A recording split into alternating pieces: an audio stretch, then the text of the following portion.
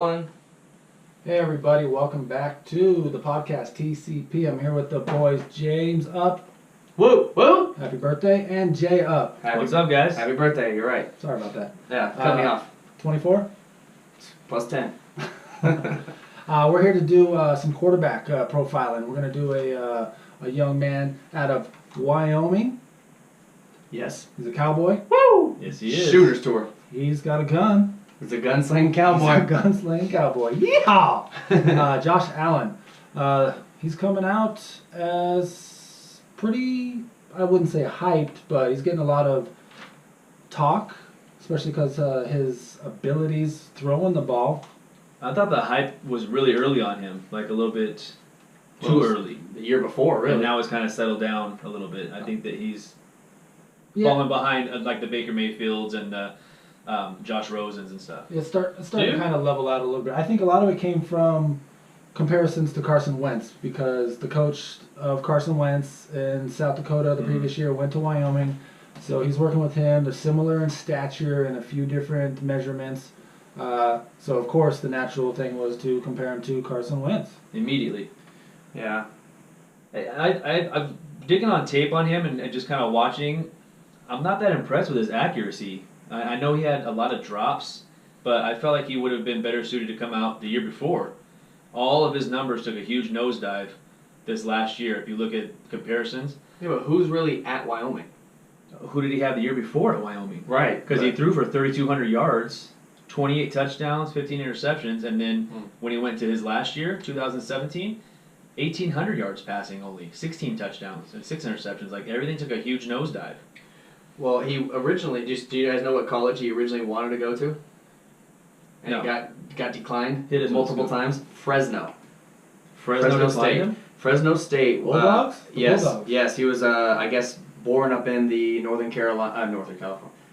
California area. Yeah. Derek Carr? Fire, yes, Fresno yes. Bulldogs? Every car. He went to Derek Carr's camp a couple times and fell in love with the college. He was born in a farm town, I read, of only 7,500 people, and 90% of the population was Latinos. Fireball? Yeah, Fireball, California. No, you and I are from California. I've never heard of Fireball before. Because this is Northern California. There's some places in Northern California I've heard of, and I can see why you want to go to Fresno, because I'm sure it's right there, but I've never heard of Fireball. But literally no college wanted him. So he came out of high school and had to play at a junior college, Reedley College, because no one wanted him. So the high school tape on him, I guess, wasn't that impressive, but he was shocked when he didn't get any letters, recruitment letters from anywhere. And that's why he wanted to go to Fresno State, because it was close to his house. He wanted to stay there, and then he also was a huge fan of Derek Carr, which Travis just said did go to Fresno State. So he's a late bloomer. I'm sure he wasn't 6'5" at the time, so he obviously put on some height and put on some pounds. And but the best thing that I read was it said that after so he ended up going to Wyoming after his first season or second season with the junior college. Wyoming sent him a letter. Even though he got the letter from Wyoming, he still reached out to Fresno State again, trying to say, like, sending him film and whatever. Hey, can I get a spot just to even walk on there? Basically, he was saying, hey, just give me a chance. It says Wyoming told him they wanted him to be the face of the school. Josh Allen still wanted to go to Fresno State where Derek Carr went, but he made one last plea with the recruitment, like almost like a letter, like a hey, come get me. And Fresno State declined to take anything from him. Like, they didn't even want him to come out, because they said they found their guy, which was a quarterback named Chasen Virgil, 6'1", 170 pounds, from Mesquite, Texas.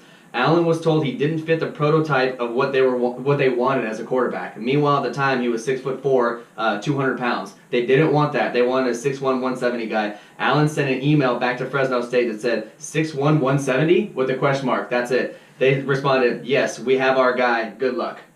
wow. I'm like, what? Has anybody in this room heard of Chasen Virgil? No. Me either.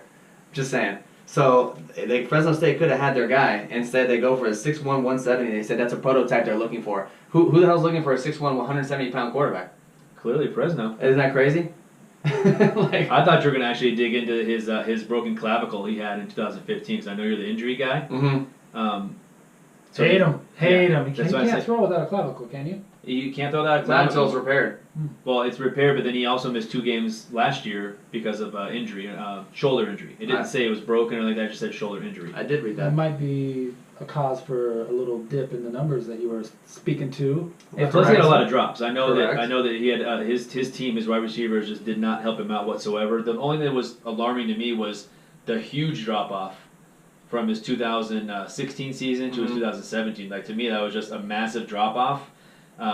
He does throw a lot of interceptions, and that has to go back to the accuracy thing. But this guy's got a huge arm. Okay, do you think though the whole dropping passes thing? Do you think that that's also in part due to he throws a ball so hard and tries to fit he was clocked at throwing a football 62 miles per hour, which is like ridiculous for a football. That's Brett Favre in his prime, type of numbers. If you're throwing a 60-mile-an-hour football to a wide receiver from Wyoming that literally is just maybe the 200th best receiver in the country, like you're gonna have drop balls. Now, if you start throwing those 60-mile-an-hour footballs to guys that are in the NFL, I think that you'll have less drops because these are the cream of the crop. You're throwing this 60-mile-an-hour football to guys that are just like average guys, you're gonna have a lot of drops. So I don't think that it was necessarily bad wide receiver play only. I think that a lot of it is from him looking like he's inaccurate, but really he's just throwing the ball so like overthrown basically. Right. He's throwing it too hard.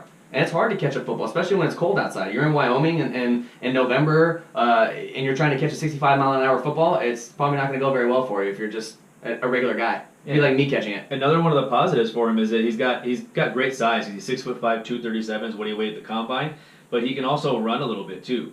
And they don't really design plays for him to run, but he kind of is like Baker Mayfield, where he kind of runs to get the guys open. At 4.75, 40-yard dash time, he which can is run. pretty good for a quarterback. Another big positive for me is he's worked under center. Mm-hmm. A lot of these guys that come out, it's like they're mainly shotgun, and they have to rework everything, and they have to relearn how to do everything. He's actually had a lot of work under center, so that's another huge plus for him, because that's something he won't have to work on as much, and he can kind of develop the accuracy. About the hand size, 10 and an eighth inch hands.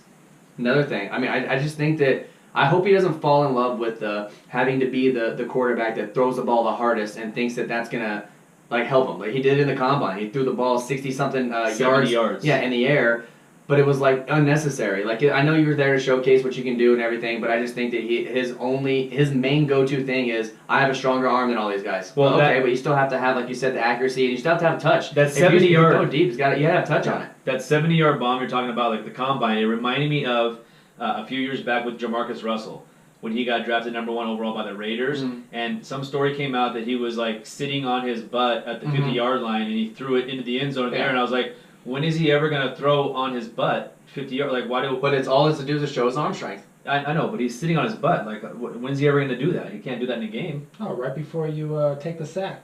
As you're falling backwards. Right before your ass hits the ground. Throw it up in the air. Chuck it.